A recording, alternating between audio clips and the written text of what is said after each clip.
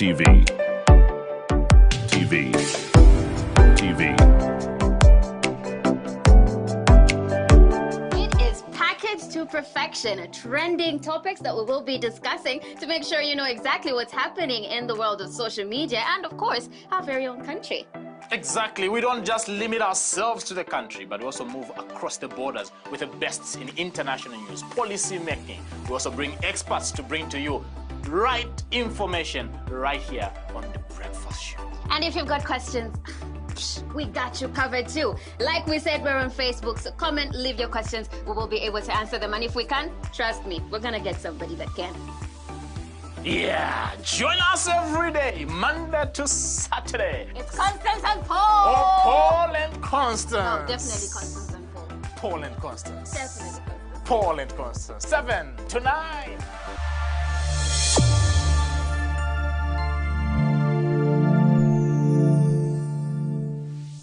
It is packaged to perfection. Trending topics that we will be discussing to make sure you know exactly what's happening in the world of social media and, of course, our very own country. Exactly. We don't just limit ourselves to the country, but we also move across the borders with the best in international news, policy making. We also bring experts to bring to you.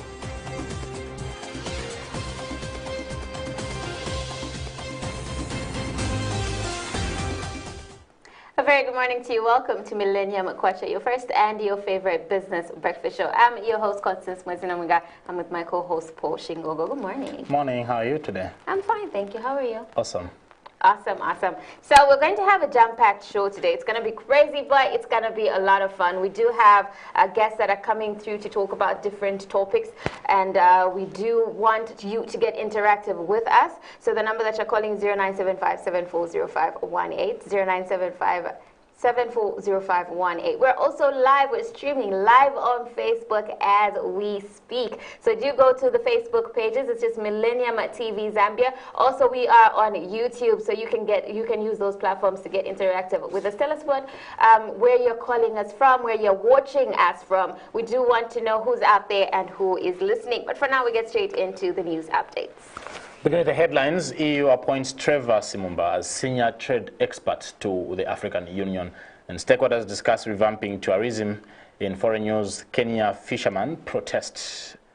Now the news in detail. The European Union has appointed renowned trade specialist and advisor Trevor Simumba as senior expert on trade attached to the African Union, headquarters based in Addis Ababa. Mr. Simumba was until now chairperson for finance and economics in the opposition movement for democratic change, MDC, led by former finance minister Felix Mtati, will now be based in Addis Ababa.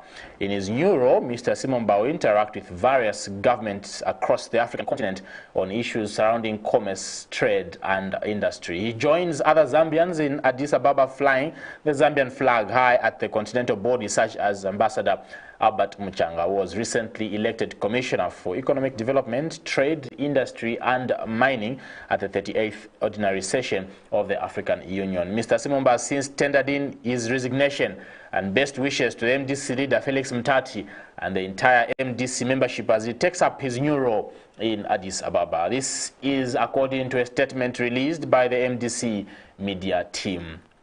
Now, Destination Livingstone, an initiative comprising of public and private sector players, has embarked on a campaign to revive domestic tourism to mitigate the impact of the COVID-19 pandemic in Livingstone City. Destination Livingstone Initiative Chairperson Peter Jones said the marketing campaign, which was launched virtually on Monday, is aimed at reviving the local economy by enhancing domestic tourism. Mr. Jones observed that most tourism-dependent businesses have shut down or are operating at a loss due to the drastic reduction in international tourists. Mr. Jones said tourism services and packages for local people have always been there but needed to be highlighted to attract domestic tourists. He said numerous investments have been made in Livingstone, not just through construction of hotels, but with the upgrading of Harry Mwanga Mkumbula International Airport by the government. Mr. Jones said this in Livingstone during a meeting held at the River Club under the theme The Emergence of Zambia's Tourism Capital, a cooperation between the private sector, Livingstone City Council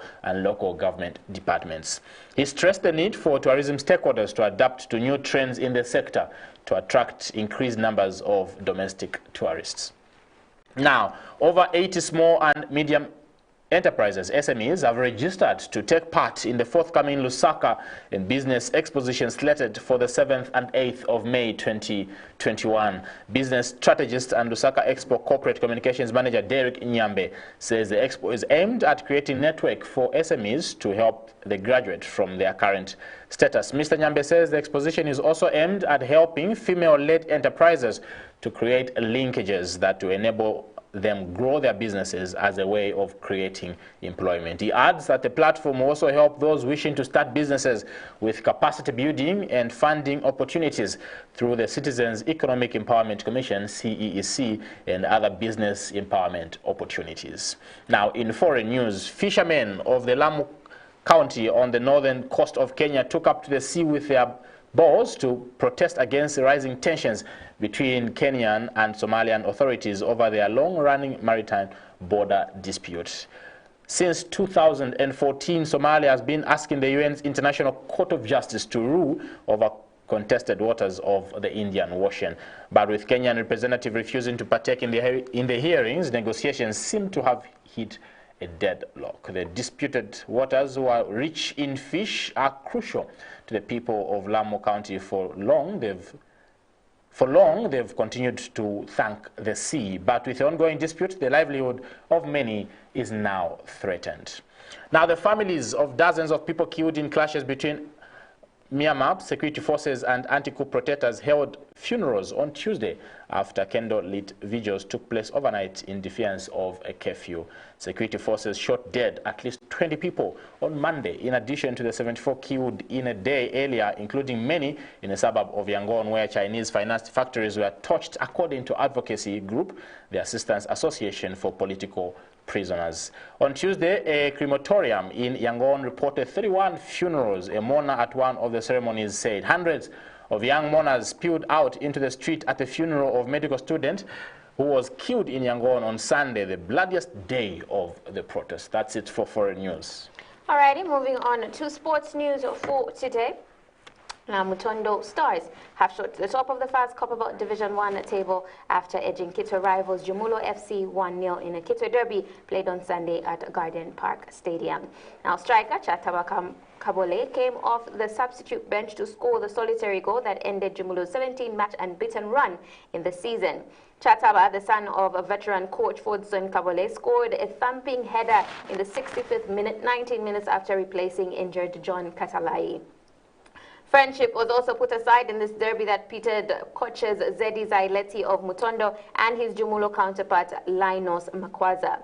Both teams have 23 points, but Mutondo Stars have a superior goal difference of 2 over Jumulo. Meanwhile, the two teams will clash again on Wednesday in a rescheduled game at Garden Park Stadium in Kitwe. In international sports, Real Madrid reached the Champions League quarterfinals for the first time in 3 seasons with a clinical second-leg performance against Atlanta. Leading 1-0 from the first leg, Real doubled their advantage in the tie when Luka Modric pounced on Atlanta goalkeeper Marco Sportiello's poor clearance to square for Karim Benzema to sweep home. Skipper Sergio Ramos added Real's second from the penalty spot after Vinicius Jr. was cynically tripped just inside the area by Rafael Taloy. The Italian side pulled one back through Luis Muriel's marvelous 25-yard free kick, but Marco Asensio's near-post finish quickly silenced any thoughts of a late fight-back. In basketball, LeBron James recorded the 98th triple-double of his career as the Los Angeles Lakers eased to a 128-97 win over the Golden State Warriors in San Francisco. Montrezl Harrell scored 15 of his team-high 27 points as the Lakers pulled away in the second quarter to win the season series with the Warriors 2-1. The team that won the last 6 series between the division rivals went on to reach the NBA Finals, winning 4. James had 22 points and is 5th on the NBA's all-time list for triple-doubles. Stephen Curry scored 27 points to lead the Warriors, who were coming off an impressive home win over the Utah Jazz a day earlier, but suffered their 5th loss in 6 games. The Lakers, 26-13, are narrowly behind the Phoenix Suns near the top of the Pacific Division, while the Warriors are 20-20 and the Jazz have the NBA's best record of 28-10. The informed Suns improved to 26-12 with Devin Booker scoring 27 points as Phoenix rolled to a 122-99 victory over the visiting Memphis Grizzlies. Done with the sports, we move on to money markets for today. The Zambian Kwacha was trading at 21.96 against the United States dollar, 30.46 against the British pound, 26.18 against the euro, and 1.47 against the South African rand. The South African rand itself continued to trade below the $14.9 level, hovering close to an over 2-week high of 14.79 touched last week as U.S. Treasury yields continued to retreat, supporting risk sentiment ahead of the Federal Reserve policy meeting. Domestic investors continue to digest the news that South Africa's state utility Eskom would extend scheduled power cuts until Wednesday as it suffered further breakdowns at 5 power stations during the weekend, I beg your pardon. And now the British pound weakened towards the 1.38 level, hovering around its lowest level since mid-February after Bank of England Governor Andrew Bailey said that the UK economy would contract by 4% in the first quarter from the same period last year and by 19% compared to the first 3 months of 2019, and warned about the negative impact of negative yields on company savings and investments. Bailey also said that inflation would remain below 2% target but would rise temporarily due to public support measures. And the euro traded around $1.19, not far from an over 3-month low of 1.184 hit on March 9th, as investors continue to monitor the slow pace of COVID-19 vaccination in the EU and its impact on Europe's economic recovery. Several EU member states have halted the rollout of the Oxford AstraZeneca jab in recent days following reports of blood coagulation disorders in recipients. Meanwhile, EU leaders reaffirmed their commitment to support the bloc's economy amid the COVID-19 crisis and agreed on the need to keep a budgetary stance in 2021 and in 2022, which will be supportive and which will pave the way for recovery. We end money markets, go straight into the weather, starting off with our capital right here in Lusaka. Lusaka will experience thunderstorms and sports this morning, otherwise periods of clouds and sunshine. Temperatures currently standing at 24 degrees Celsius, rising to about 26 degrees Celsius, and then going down to 20 degrees Celsius. So it's going to be more on the warmer side today. Ndola will experience some sun, then turning cloudy. Temperatures currently standing at 23 degrees Celsius, expected to climb to 26 degrees Celsius before dropping to 18 degrees Celsius in the evening. The eastern part of our country, Chipata to be exact, will experience some sun while then turning cloudy.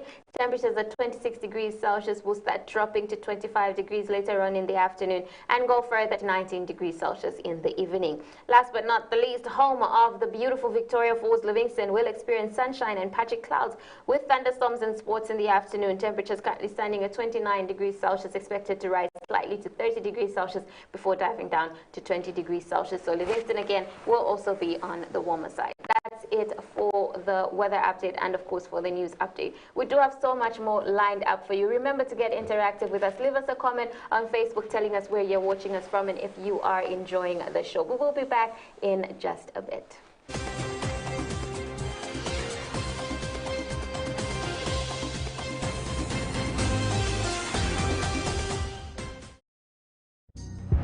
Who are we? What are we about?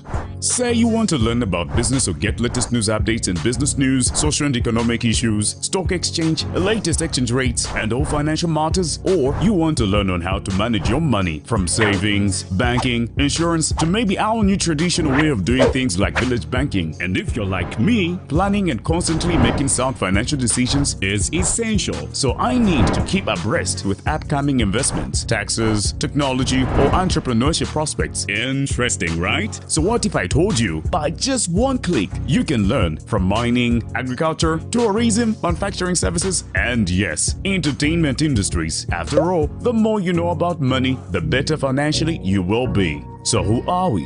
What are we about? Millennium TV, your first business and financial news television channel. Catch us on Top Star, Channel 95, or follow us on Twitter, LinkedIn, Facebook, and YouTube. Millennium TV, we mean business.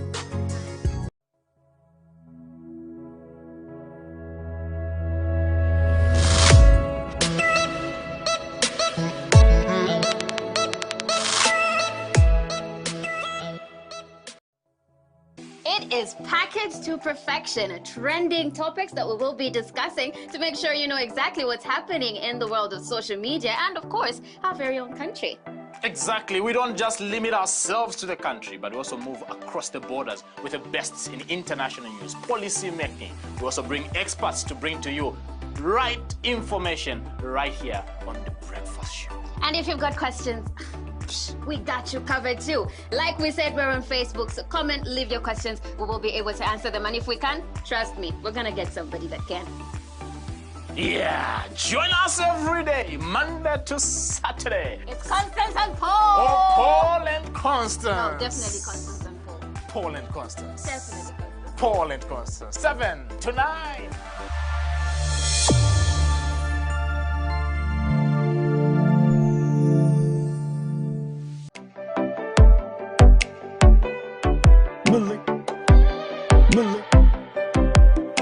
Millennium TV.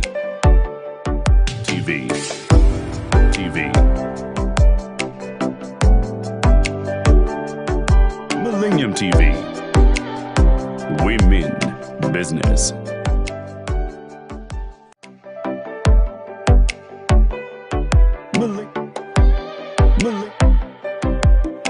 Millennium TV.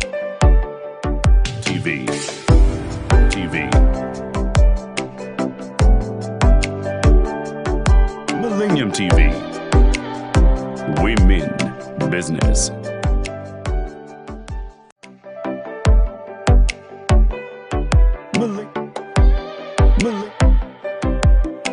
Millennium TV.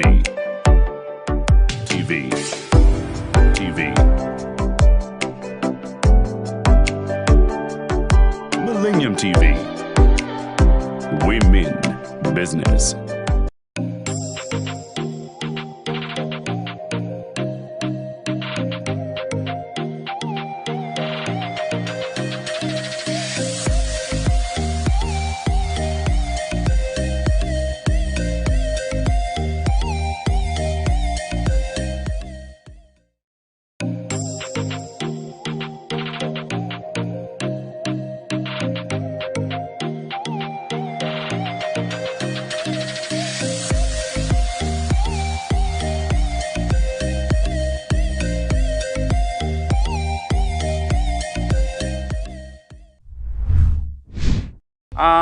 Mafingerings tikaleta kuti kule ifike pa 500 gram or 450 gram or even pa 400 flat gram nishia kule mungapeleke pa market. When we are at school, we learn a lot of things. Let's say, for example, for the diseases which are there in the poultry. So for someone like me who has gone to school, it's easy for me to know if at all there are any diseases in the poultry.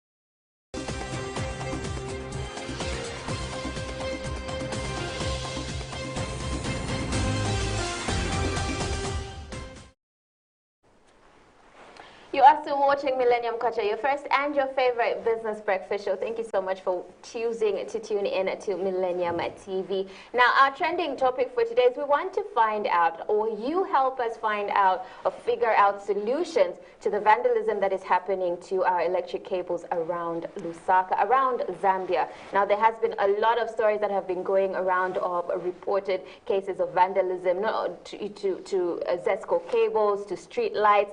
Some even getting electrocuted. We have even lost lives. So why are people going to that extent, and what can be done to curb the vice of vandalism? We need to start loving our public infrastructure, because it's for us. If we vandalize it, what are we going to use? It's for it's our own infrastructure. But we find people going in to steal cables, to steal infrastructure, to spoil certain things. So what we want to know now from you is, what do you think are some of the solutions? What can be done to curb the vice of vandalism? The number that you're calling is 097-574-0518. We are also streaming on Facebook and YouTube. Do use those platforms to get interactive with us and tell us where you are watching from. It is now time for Press Play. This is the segment where we get to look at the stories making headlines in our newspapers. Starting off with the Daily Nation. Begin with the Daily Nation. Excuse me. ZESCO loses annual state. Company must negotiate better power tariffs with IPP in Kua. Court rejects Chishimba Kambwili's illness excuse. MPs councillors jittery over grade 12 certificate. Tanzania President John Pombe Magufuli may never walk again. Arrest Lusambo Mushimba, PF tells police. CAF envoys in crunch ties, and OIDC to launch new sporting season, as well as many job opportunities in the Daily Nation. Okay, moving on to the Times of Zambia, we have Scott defects to HH. Not good idea to risk jail in COVID times, magistrate. Sumaili frowns upon mudslinger politicians. Government procures more COVID-19 rapid test kits. In the sports section of the Times of Zambia, we have sports squash body rules lost time. No pressure here. Kampamba Chintu confident as he leads NAPSA against J.A. Skabili. And we have to win, says Kayindu. And in the Daily Mail, we have guilty as charged. 30 UPND cadres admit committing crime. Aspiring candidates draw blank at ECZ. We also have KCM disclaims tender. Trauma Girl 6 helps. 700,000 COVID test kits in. And in the sports section, we have task gets tougher. Nkana NAPSA looking to kickstart campaigns. We have Janza assessments. We have Zambia International basket swells, and fans far away from stadia return. Diving into the stories, let's start with the Daily Nation. Beginning with the Daily Nation, Tanzania President John Pombe Magufuli may never walk again. President John Pombe Magufuli may never walk again. Going by what Tanzanian opposition leader Tundu Antifas posted on his social media on Monday evening, Lisu, who is in exile in Belgium, said he has received reports from Tanzania intelligence service telling him that Magufuli is on life support machine after he contracted COVID-19.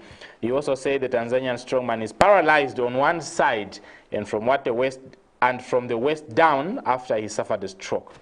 Tundu, who claims to have survived 2 assassination attempts in 2017, also asked the Tanzanian government to release 2 bloggers who were arrested for saying Magufuli is sick.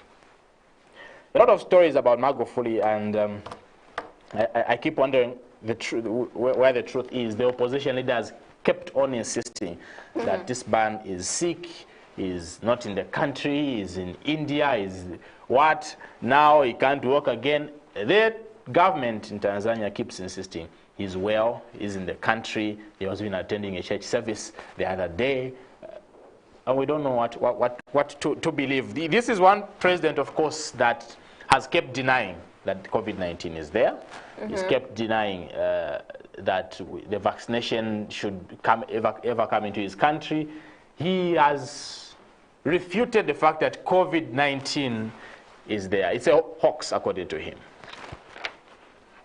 Recently, the World Health Organization asked the Tanzanian government to at least release some data, because there's no data from Tanzania concerning COVID-19, because his government has refuted that that is just a scam. It's not there. WHO has kept insisting, help us release data to help solve the problem, but the government keeps refusing. Maybe there's no COVID. Who knows? Why should we keep insisting that there's COVID? I mean, if it was from one country and people were only dying from one country, maybe you could say they're being paid or whatever. But random results from all across the country, from all across the world, people having died, having lost lives, a whole countries closing down and so on and so forth. I really don't think you can stand up and say there's no COVID. Maybe he can say there's no COVID in Tanzania. That's what he says. His country. And yeah, on that one, I mean, we cannot dispute. We're not in Tanzania. We don't know what the facts are if no one has tested, if they've ever even been tested on that one. But we cannot come out and say there's no COVID. The vice president worldwide. actually died out of COVID, according to sources, though the government has insisted it wasn't COVID.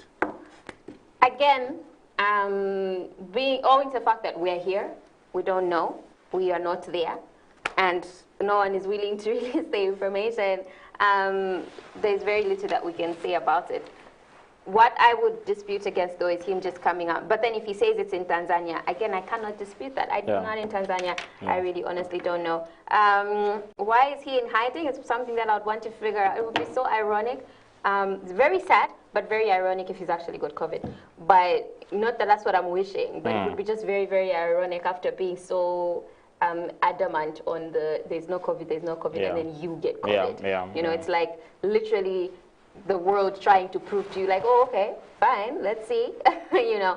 So, but yeah, I mean, at the end of the day, we hope something is done. We hope news is released as to his true whereabouts, and it would be better if people actually see him come out. Yeah, maybe he can do a press conference or something, because if he's since that he's in the country, let people see you. Yeah. Just prove them wrong. Just appear on TV like, yes, I'm here. Stop I'm talking. fine. I'm fine. Exactly. Moving on. Okay, so understand cyber crime security bill. Don't allow civil society to mislead you, Malupenga. And then there's something else right across that says don't be misled. And basically, he's saying Zambians have been urged to take keen interest in the cyber security and cyber crimes bill and not allow some civil society organizations to mislead them. Also, in the other story, it says it is a wonder of how the critics of the cybersecurity and cyber crimes bill 2021 if they've actually read it. Indications are strong that they haven't and are opposed to it merely because they are in the opposition. I kind of feel like, one, because a lot of people are talking or a lot of people do a lot of things that create a bad name for a lot of other people, especially those that are, either way, politically, you know. If I get up today, I'm wearing, I don't know, whatever color, and then I go out and I do something crazy, the sad part is people are going to say, I'm affiliated to this Nyababadech. You get my point? As much as the presidents, the leaders, the people on top don't even know my name. You get my point? So when it comes to the cyber security bill, I feel like we need to calm down, read through it, where we don't understand, ask the questions, then start making the comments. There's a lot of talk that is going around, no, it's because of this, no, it's because of this. I do understand where everyone is coming from, the ones defending it and the ones that are against it. But the only way you can really fight a battle is if you understand what you're fighting about and understand each other, more like where this one is coming from and this one is coming from, and like where we are making these assumptions. And I also feel like more should be done to give awareness as to how it will work, how it will be, what it is for, which crimes are actually going to be under the cyber security bill, or what is going to be listed down as cyber crime, you know. Because another thing is we have also gotten very used to saying anything on social media. You know, sometimes you even forget that the entire world is going to see it. You see a post on your friend and you say something that one person will understand and everybody else won't, you know. So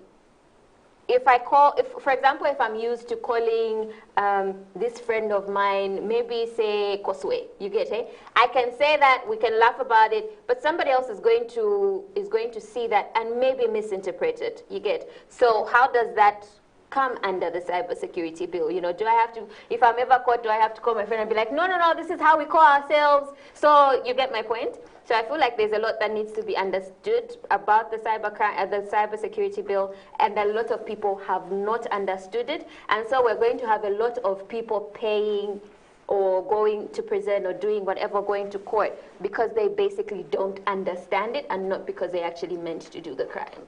Sometimes I feel we contribute as a media because these are some of the things that we should be breaking down to the layman out there, the main components that people are talking about, and not comfortable with. I feel this is something that we, the media, should also try to bring to light, and in case there are clarifications. For the cyber security bill, which becomes law today if the president assents to it, is something that I think we are to blame mostly as the media. We just ask people to comment on matters without us also giving out teaching. Yes, we would have brought a bill and said, okay, these are the main components. What do you think about this component? And like just asking for opinions from people and just hearing their views. Sometimes I feel we contribute because it's our duty as the media to inform. To actually give information. Yeah, so I hear that. I think it should, if anything, can it be printed in the I've read the bill myself. Actually, it's available online. You and I can easily access it. But very few, you and I can easily access it. There are very few people that actually can go online and read it and so on and so forth. So if we can have, I don't know, like I'm saying, more awareness. Yes, you're right. Even as the media, I don't know. I know we can't sit down here and I'll be like, let me read the bill for you, and then I start reading the bill. That I cannot do. But it should be in papers, maybe, you know, and more talk of it. If we can have people come together and understand it, ask questions around it, that would be a whole lot better. Because I really honestly feel like very, very few people actually know what the cybersecurity bill entails and what it's about and what it's for and what the cyber crime will actually be, you know. Which becomes law today. Yes. Something very interesting I saw yesterday in the news, some fresh air. Arrest Bowman Lusambo, Moshimba, PF tells police. Now, the police should not hesitate to arrest Bowman Lusambo and Brian Moshimba if they abrogate the COVID-19 guidelines again, because no one is above the law, Patriotic Front has said. PF Deputy Secretary General Mumbipiri has also challenged the police to apprehend any party member using illegal number plates such as ECL 2021, as doing so was against the law. It's very, because sometimes we keep complaining that the PF is biased. They're talking about COVID-19, but look at the rallies that they're holding. And now, PF Deputy SG says, arrest the mobilization chairperson of Copperbelt, Bowman Lusambo. Arrest Higher Education Minister Brian Moshimba, because they gathered crowds when they are filing in their adoptions on the Copperbelt. Something that, if you were to ask me, I'd be like, yes, good, arrest them. If they abrogated the COVID-19 guidelines, no one should be above the law. That's something that Zambians have complained about. You see pictures on social media saying, no people are allowed, for example, in the stadiums when games are being played. But we are seeing politicians holding crowds and rallies, and something that people... And others from the counter political even opposition parties. But then others are stopped, others are arrested, others are... So it doesn't make sense that others are not arrested, others are arrested. Like, why? If you're going to arrest everyone, arrest everyone. If you're not going to arrest everyone, don't arrest anyone. Let's see if... the bulldozer will be arrested. I'll be following up on this very, very much. You're still watching Millennium Kwacha, your first and only business breakfast show. Coming to you live from our Longacre studios right here in the capital city, Lusaka. We're also coming to you live, streaming live both on YouTube as well as Facebook. The question you're asking this morning is the issue of vandalism. We've seen our power utility companies, ESCO, complaining of vandalism increasing at a huge rate. What do you think should be the final solution to reducing vandalism in the country? We want to hear from you. Drop us your comments on Facebook as well as YouTube. You can also call us on 0975-740518. After the break, we have a special guest who will be joining us talking about wardrobe, fashion, something like that. Yeah, that is coming up. Oh my goodness, I feel like we need to remove him from the set and leave me to do this interview alone. Let's take a quick break. We'll be back in just a bit. Yeah. Wardrobe, and same.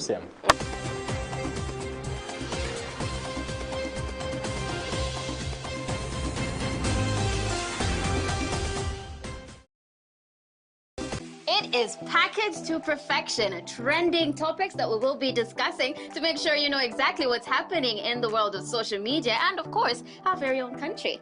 Exactly. We don't just limit ourselves to the country, but we also move across the borders with the best in international news, policy making. We also bring experts to bring to you right information right here on The Breakfast Show. And if you've got questions, we got you covered too. Like we said, we're on Facebook, so comment, leave your questions. We will be able to answer them. And if we can, trust me, we're going to get somebody that can. Yeah, join us every day, Monday to Saturday. It's Constance and Paul. Oh, Paul and Constance. No, definitely Constance and Paul. Paul and Constance. Definitely Constance. Paul and Constance. 7 to 9.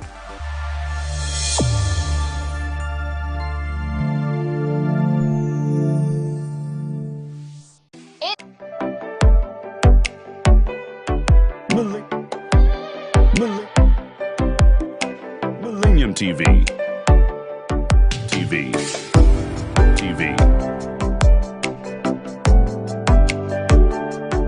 Millennium TV. We mean business. Who are we? What are we about? Say you want to learn about business or get latest news updates in business news, social and economic issues, stock exchange, latest exchange rates, and all financial matters, or you want to learn on how to manage your money from savings, banking, insurance, to maybe our new traditional way of doing things like village banking. And if you're like me, planning and constantly making sound financial decisions is essential. So I need to keep abreast with upcoming investments, taxes, technology, or entrepreneurship prospects. Interesting, right? So what if I told you by just one click you can learn from mining, agriculture, tourism, manufacturing services, and yes, entertainment industries. After all, the more you know about money, the better financially you will be. So who are we? What are we about? Millennium TV, your first business and financial news television channel. Catch us on Top Star, Channel 95, or follow us on Twitter, LinkedIn, Facebook, and YouTube. Millennium TV, we mean business.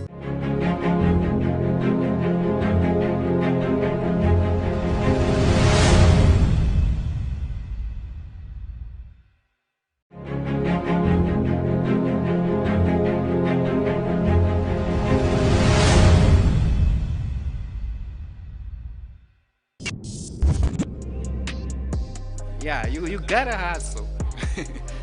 You can't be at the same location and with the same behavior. You got, when you want to change the behavior, you at least change the location. One, you need to be determined. You need to be disciplined and focused. The business is something that you are able, at the end of the day, it's giving you something, profit. What do I do? Saturday we have a game. I don't have eggs, right? At home. We go there, we win. They'll give me maybe a 50 or 100 kwacha. Then I'll benefit out of that. Only on Millennium TV. We mean business.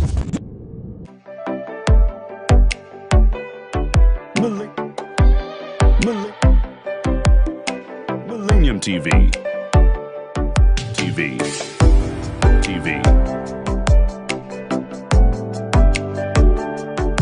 Millennium TV. We mean business. Mafingerings tikaleta kuti kule ifike pa 500 gram or 450 gram even pa 400 flat gram nshia kule mngapeleke pa market. When we are at school, we learn a lot of things. Let's say, for example, for the diseases which are there in the poultry. So for someone like me who has gone to school, it's easy for me to know if at all there are any diseases in the poultry.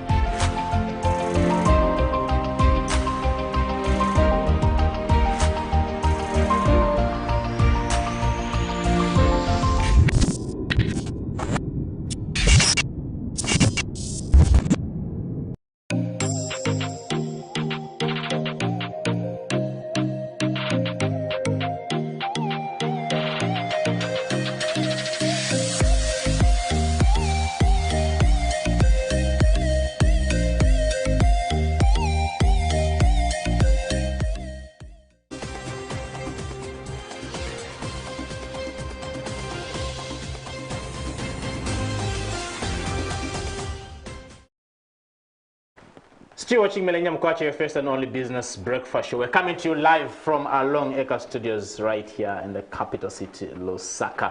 We're also streaming live both on Facebook as well as YouTube. And my name is Shingongo, of course, with my lady Constance Namwinga. Now, the question you're asking this morning is the issue of vandalism. What should be the final solution to curb the increasing rates of vandalism in the country? Abantu wale ibasana properties belonging to the state. What should we do to finally end this scourge? Want to hear from you? Drop us your comments on Facebook or YouTube. You can also call us or send us a WhatsApp message on 0975-740518. To be so glad to hear your views on that subject. On this particular segment, we've been joined by a prolific person, Catherine Mseteka. She's things that I'm failing to describe. Stylist, yes, and I know whenever Africa Bantu, I think she's better mentioning that. Fashion stylist. Fashion stylist. Yes. Africa Bantu, I think so. Welcome to Millennium Kwacha.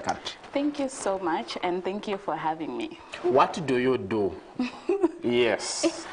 Well, I'm a sexual reproductive health and rights activist. I'm a social worker by profession, and I am a wardrobe consultant. So, yeah. Falls under the same thing. Yeah. Wardrobe consultant. Yes. So I do consultation for wardrobe, depending on people, suiting it with people's characters. So there's a guy like Paul, and there's a lady like Constance. What's your personality? So you explain to me what you love, what you are as a person, then we fit it in with your wardrobe, because I think how you dress says a lot about you. So yeah, when somebody looks at you, they should be able to say, oh, he's a writer, no, he's a motivational speaker, no, she's a presenter or a journalist. Yeah, just like that. The question I'll be quick to ask is, I do the breakfast show every morning. Yes, I'm an author. Yes, I do these other things. Yes. But I'm also a journalist. What is the best attire? Am I dressed correctly? For TV, yes, you are.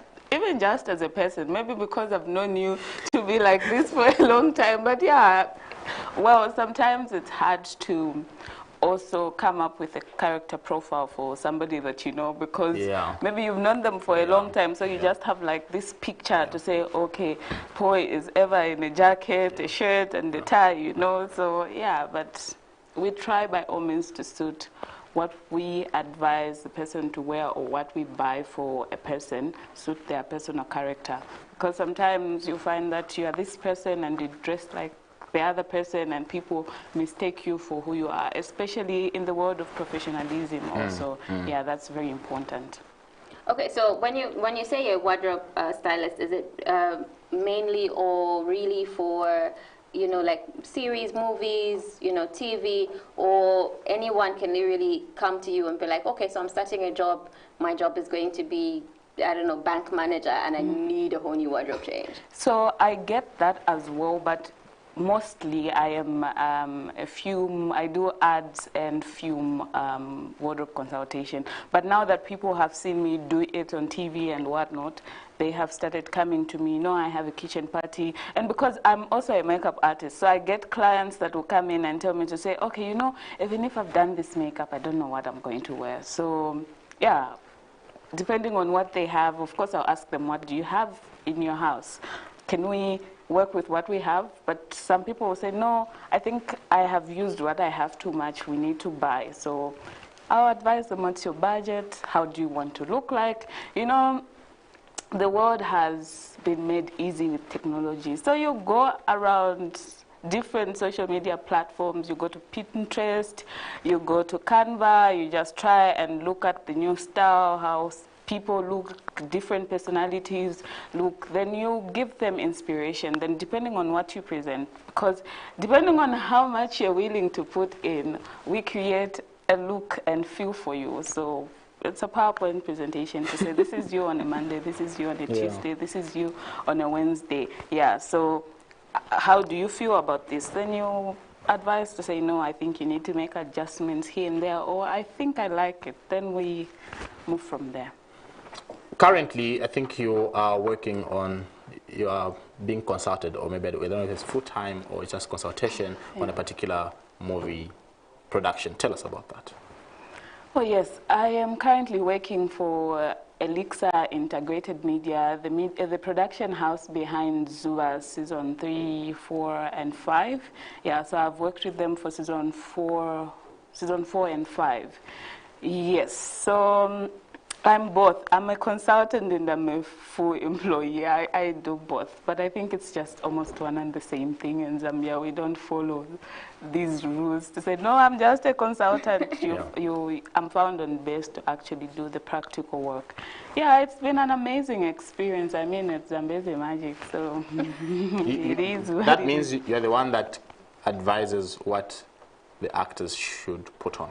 Yes, so what we do, just like I explained, we come up with a look and feel with the producers, then submit it to channel, then they, then they approve. So I am the one that is in charge of the daily activities for costume and the department. So I am the one that put together different pieces to dress the actors on the show. Aside from that, I think I've worked on other productions as well, but I think Zua is a big thing. I mean, who doesn't know Zua in Zambia? But yeah. What other productions? So I'm curious. Like, what? Well, I've worked with ads before. I've worked on ads. Sorry, yeah. I've worked with Trade Kings on a number of ads. Yeah, and also I've worked with people like Cabovelo Media House. Yeah, I've worked with directed by Monya. I've worked with a number of young people and a number of productions in Zambia. Okay, now I know you do full every makeup. What do they call them? The gelees, the head wraps. Yes, the head wraps, which are amazing, by the way. I love your head wraps. What got you started, though? Like, what got you to a point where you were like, this is what I'm going to be doing for the rest of my life. I'm going to be styling people when it comes to what they're wearing. To be honest with you, I never pictured myself doing what I do now. I think there's a way that God communicates to us. There are things that we want. I love advocacy. He knows. That's like my number one go-to-go. When I sleep, I dream about it. Even when I'm on set, I'm on phone trying to look at what organizations are doing because of the COVID-19.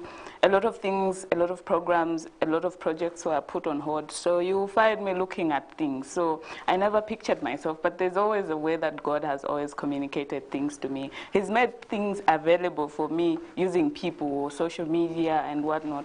I started my my gele head wrap journey with a single picture on Facebook. I posted a picture of myself in a gele. I was just taking a selfie. I think that was in 2016. Then, well, I don't know how it landed into Lulu Hangala's hands. She liked it, she hired me, she posted on her social media. Well, people started contacting me, who's this girl, and whatnot. I partnered with Kason Denkole. She's an amazing designer. For the Fashion Week, people were asking her, who did your models? I think it was her before Lulu, so yeah, she got my number through her. So it's just been like that. Styling, it's something where you're doing makeup on set, and there's a hiccup, they don't know, they don't have a wardrobe person, and they tell you, no, we're shooting an ad, we need a woman washing, a woman coming from work.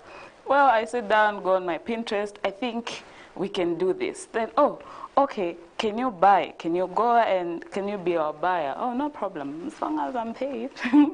So, yeah, so it all, I don't know, I can't explain how, it all just happened. Yeah. I would want to find out, knowing you as a social worker passionate about sexual reproductive health, and I know you've traveled around Africa because of your passion for this and your studies in this field.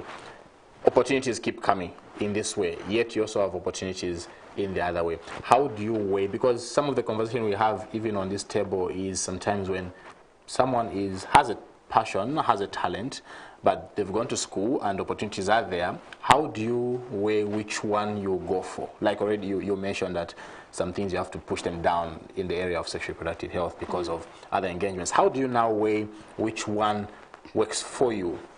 Well, I'll give an example of the opportunity that I have on Zuba. I think it came at the right time because most of our programs are being done online now. And because of COVID, people are not traveling, people are not advising a huge number of people to meet. So initially, advocacy is about people, you know, so, and now people can't be together because of the pandemic. We are advised to stay home or have these meetings online. So I think it came at the right time because now I'm able to say, okay, when I knock off, I need to write, maybe I need to write articles for this particular organization. At this time, I need maybe to post something about SRH, but overall, during my day, because I can do that at work, I can do that at home, I can do that in bed, you know. Yeah, sometimes I have a Zoom meeting while I'm working. So what I do is that I'm attending to a huge number of casts. I put my headsets on, I just say, oh, sorry, I'm in a meeting. Then I continue. When I need to speak, I just go somewhere quiet and say what I want to say at that particular time. So yeah, it's just, well, you know what you value best. But for me, right now, I think the opportunity that came, I appreciate God because we don't have these meetings. We're not traveling anymore. I think you have seen, we have been around.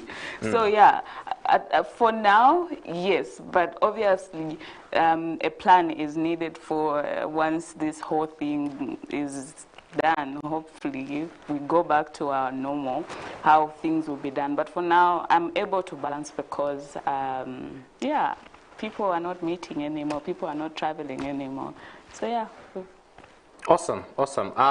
As we let you go this morning, which direction do you feel you will take in the long run? I'm an activist. Yeah. Yes. Okay. I'm an activist. But yeah, there's no harm in opening up something. Let people work while we do things that we do. Yeah, for a long time. Yeah. No, it's just something that I started doing when I was very young. Yeah. So, you know, I'm very much attached to it. So, yeah, and sometimes I have time where I say, okay, today I won't come through, but I prepare things in advance, then I attend to other meetings. But yeah, I love, not that I don't like what I do, I love what I do, but there's, for me, even when you invite me for an interview, I won't look like a makeup artist, I won't look like a stylist, I want to look like an activist. This is my personality. So, yeah, otherwise, it is what it is. Awesome, awesome. Thank you so much, Captain, for coming through Millennium Kwacha. You're a busy lady. People are depending on you to know what they will use for their costume. At least now we know who to call if we've got any trouble. Yes, we can even work on this. She's talking business. She's a business lady. Awesome. Thank you for having me, guys. Awesome. Thank you so much. Still watching Millennium Kwacha, your first and only business breakfast show, discussing stylist, wardrobe consultancy with Catherine Mseteka, who is working also in a production, Zuba, as a wardrobe consultant. We have so much lined up on the breakfast show this morning. We want to hear your views on vandalism and what the solution should be. Drop us your comment on Facebook or YouTube. You can also call us on 0975 740518. After the break, we move straight into the news updates at 8.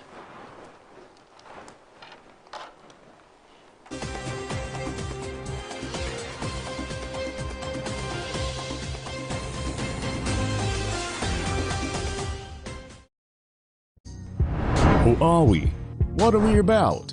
Say you want to learn about business or get latest news updates in business news, social and economic issues, stock exchange, latest exchange rates, and all financial matters, or you want to learn on how to manage your money from savings, banking, insurance, to maybe our new traditional way of doing things like village banking. And if you're like me, planning and constantly making sound financial decisions is essential. So I need to keep abreast with upcoming investments, taxes, technology, or entrepreneurship prospects. Interesting, right? So what if I told you, by just one click, you can learn from mining, agriculture, tourism, manufacturing services, and yes, entertainment industries. After all, the more you know about money, the better financially you will be. So who are we?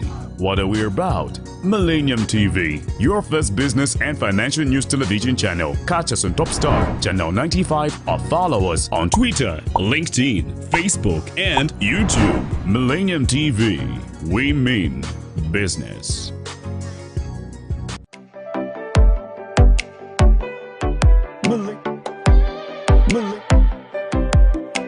Millennium TV.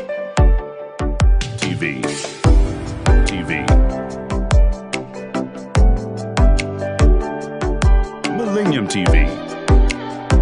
We mean business.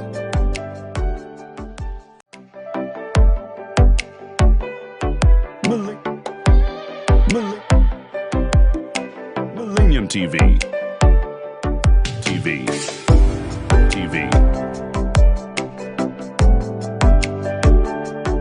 Millennium TV. We mean business. It is packaged to perfection, trending topics that we will be discussing to make sure you know exactly what's happening in the world of social media and, of course, our very own country. Exactly. We don't just limit ourselves to the country, but we also move across the borders with the best in international news, policy making. We also bring experts to bring to you right information right here on The Breakfast Show. And if you've got questions, we got you covered too. Like we said, we're on Facebook, so comment, leave your questions. We will be able to answer them. And if we can, trust me, we're going to get somebody that can. Yeah, join us every day, Monday to Saturday. It's Constance and Paul. Oh, Paul and Constance. No, definitely Constance and Paul. Paul and Constance. Definitely Constance. Paul and Constance. 7 to 9.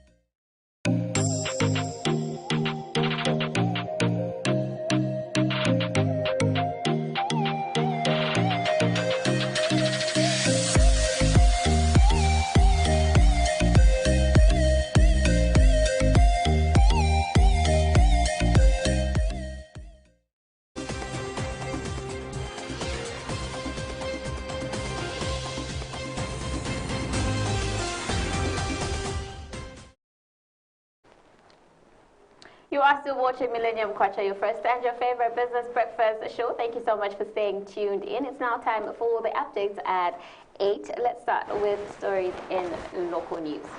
EU appoints Trevor Simumba as senior trade expert to the African Union. Stakeholders discuss revamping tourism.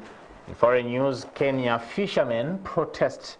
And now the news in detail. The European Union has appointed renowned trade specialist and advisor Trevor Simumba as senior expert on trade attached to the African Union, headquarters based in Addis Ababa. Mr. Simumba was until now chairperson for finance and economics in the opposition movement for democratic change, MDC, led by former finance minister Felix Mutati, will now be based in Addis Ababa. In his new role, Mr. Simumba will interact with various governments across the African continent on issues surrounding commerce, trade and industry. He joins other Zambians in Addis Ababa flying the Zambian flag high at the continental bodies such as Ambassador Albert Muchanga, who was recently elected Commissioner for Economic Development, Trade, Industry and Mining at the 38th Ordinary Session of the AU. Mr. Simumba has since tendered in his resignation and best wishes to MDC leader Felix Mutati and the entire MDC membership as he takes up his new role in Addis Ababa. This is according to a statement released by the MDC media team.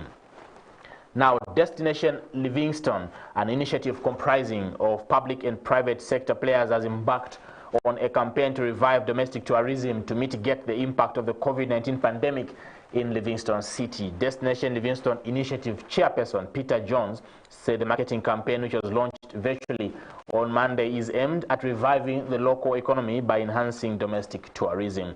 Mr. Jones observed that most tourism-dependent businesses have shut down or are operating at a loss due to the drastic reduction in international tourists. Mr. Jones said tourism services and packages for local people have always been there, but needed to be highlighted to attract domestic tourists. He said numerous investments have been made in Livingstone, not just through the construction of hotels, but with the upgrading of Namwinga International Airport by the government. Mr. Jones said this in Livingstone during a meeting held at the River Club under the theme, The Re-Emergence of Zambia's Tourism Capital, a cooperation between the private sector, Livingstone City Council, and the local government department. He stressed the need for tourism stakeholders to adapt to new trends in the sector to attract increased numbers of domestic tourists.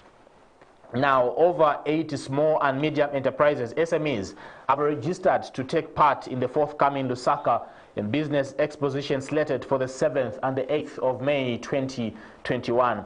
Business strategist and Lusaka Expo Corporate Communications Manager Derek Nyambe says the expo is aimed at creating a network for SMEs to help them graduate from their current status. Mr. Nyambe says the exposition is also aimed at helping female-led enterprises to create linkages that will enable them grow their businesses as a way of creating employment.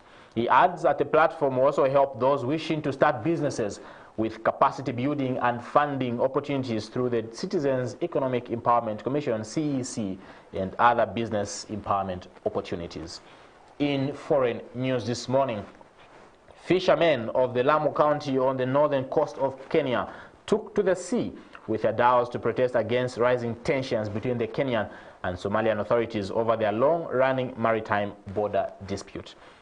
Since 2014, Somalia has been asking the UN's International Court of Justice to rule over contested waters of the Indian Ocean.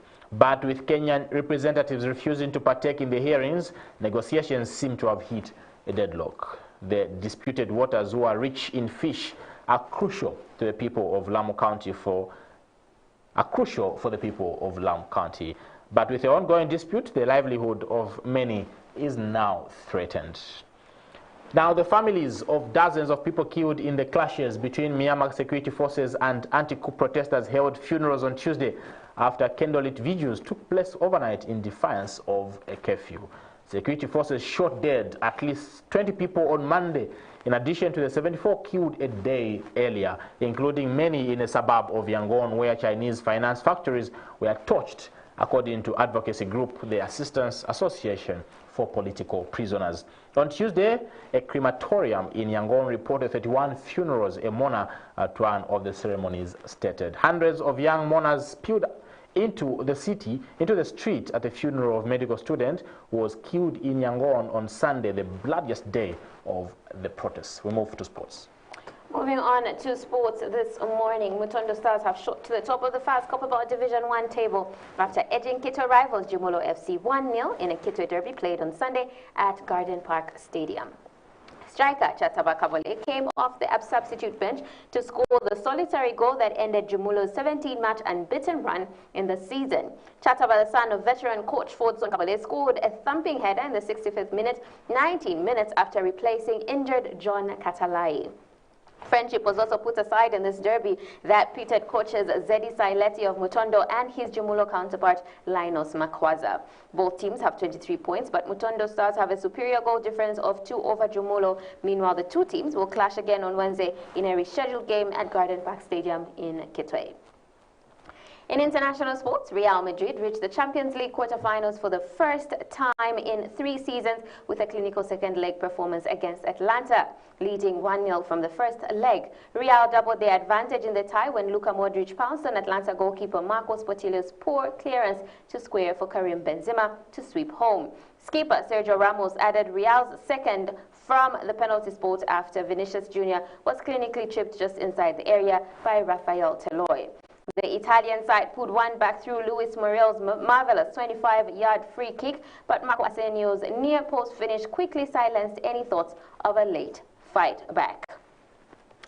In basketball, LeBron James recorded the 98th triple-double of his career as the Los Angeles Lakers eased to a 128-97 win over the Golden State Warriors in San Francisco. Montrezl Harrell scored 15 of his team-high 27 points as the Lakers pulled away in the second quarter to win the season series with the Warriors 2-1.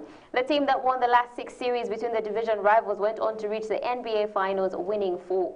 James had 22 points and is 5th on the NBA's all-time list for triple-doubles. Stephen Curry scored 27 points to lead the Warriors, who were coming off an impressive home win over the Utah Jazz a day earlier but suffered their 5th loss in 6 games. The Lakers, 26-13, are narrowly behind the Phoenix Suns near the top of the Pacific Division, while the Warriors are 20-20 and the Jazz have the NBA's best record of 28-10. The informed Suns improved to 26-12 with Devin Booker scoring 27 points as Phoenix rode to a 122-99 victory over the visiting Memphis Grizzlies. Down with sports, we move on to money markets. The Zambian Kwacha trading at 21.96 against the US dollar, 30.46 against the British pound, 26.18 against the euro, and 1.47 against the South African rand. The South African rand continued to trade below $14.9, hovering close to an over 2-week high of 14.79 touched last week as US Treasury yields continued to retreat, supporting risk sentiment ahead of the Federal Reserve policy meeting. Domestic investors continued to digest the news. The South Africa State Utility, Eskom, would extend scheduled power cuts until Wednesday as it suffered further breakdowns at 5 power stations during the weekend. The British pound weakened towards the 1.38 level, hovering around the slowest level since mid-February after Bank of England Governor Andrew Bailey said that the UK economy would contract by 4% in the first quarter from the same period last year and by 19% compared to the first 3 months of 2019, and warned about the negative impact of negative yields on company savings and investments. Bailey also said that inflation would remain below the 2% target but would rise temporarily due to public support measures. And the euro traded around 1.19, not far from an over 3-month low of 1.184 hit on March 9th, as investors continue to monitor the slow pace of COVID-19 vaccination in the EU and its impact on Europe's economic recovery. Several EU member states have halted their rollout of the Oxford-AstraZeneca jab in recent days, following reports of blood coagulation disorders in recipients. Meanwhile, EU leaders reaffirmed their commitment to support the bloc's economy amid the COVID-19 crisis and agreed on the need to keep a budgetary stance in 2021 and in 2022, which will be supportive and which will pave the way for recovery. We move on to the weather, starting off with our capital right here in Lusaka. Lusaka will experience thunderstorms and sports in the morning, otherwise periods of clouds and sunshine. Temperatures currently standing at 24 degrees Celsius, climbing to about 26 degrees Celsius and then diving down to 20 degrees Celsius.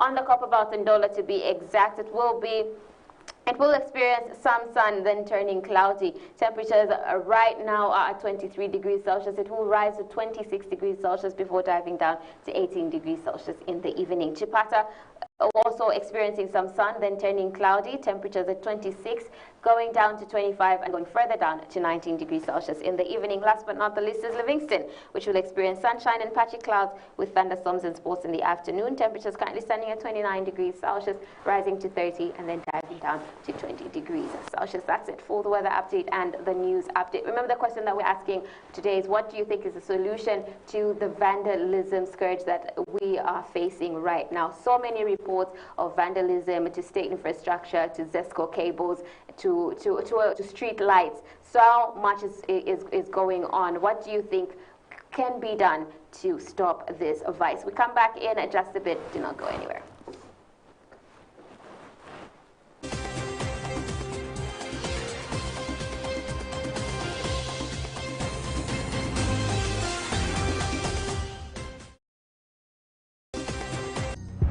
Who are we? What are we about? Say you want to learn about business or get latest news updates in business news, social and economic issues, stock exchange, latest exchange rates, and all financial matters, or you want to learn on how to manage your money from savings, banking, insurance, to maybe our new traditional way of doing things like village banking. And if you're like me, planning and constantly making sound financial decisions is essential. So I need to keep abreast with upcoming investments, taxes, technology, or entrepreneurship prospects. Interesting, right? So what if I told you by just one click you can learn from mining, agriculture, tourism, manufacturing services, and yes, entertainment industries. After all, the more you know about money, the better financially you will be. So who are we? What are we about? Millennium TV, your first business and financial news television channel. Catch us on Top Star, Channel 95, or follow us on Twitter, LinkedIn, Facebook, and YouTube. Millennium TV, we mean business.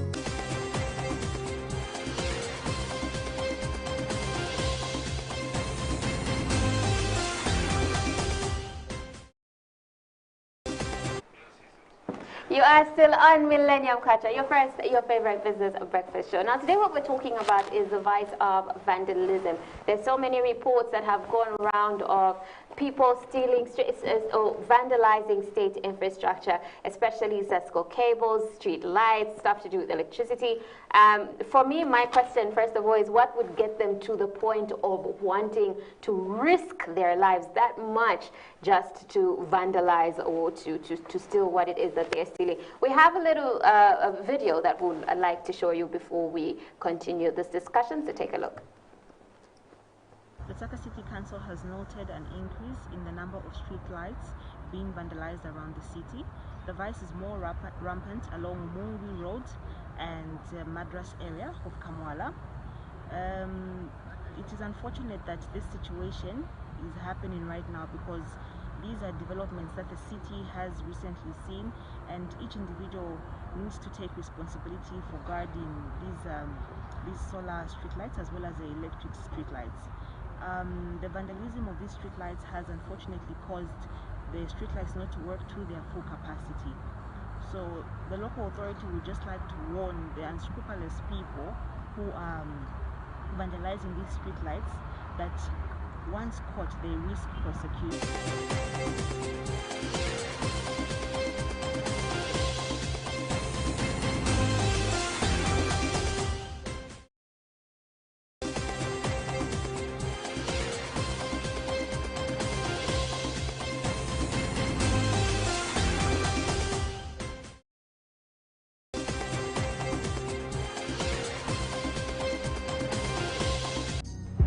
Who are we?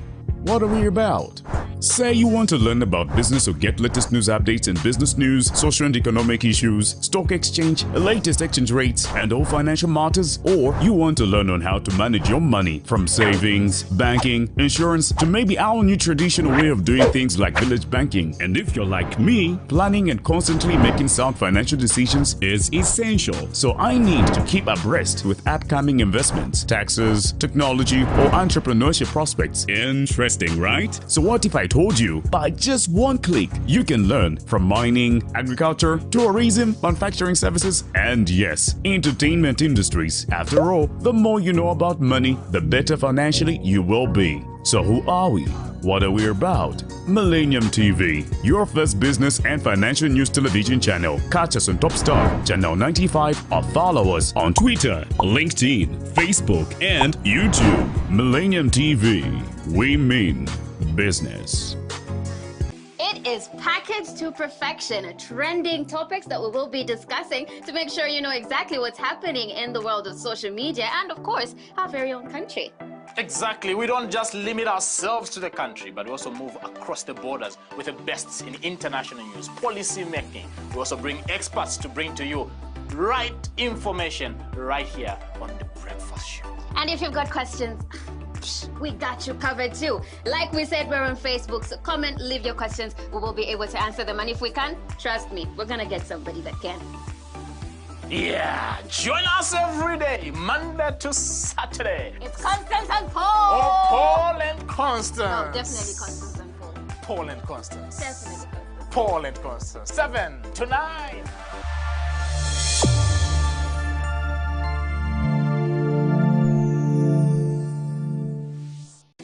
is...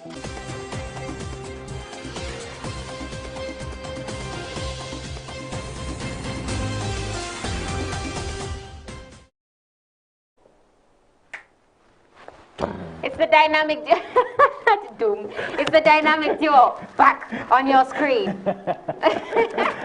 Millennium Kwacha, your favorite, I know, right? Your favorite and your first business breakfast show right here on Millennium TV, your first ever financial news channel. We're talking about vandalism. I think we need to be upset and serious when talking about this. We're talking about vandalism that is happening in the central business district, well, all over Zambia, really.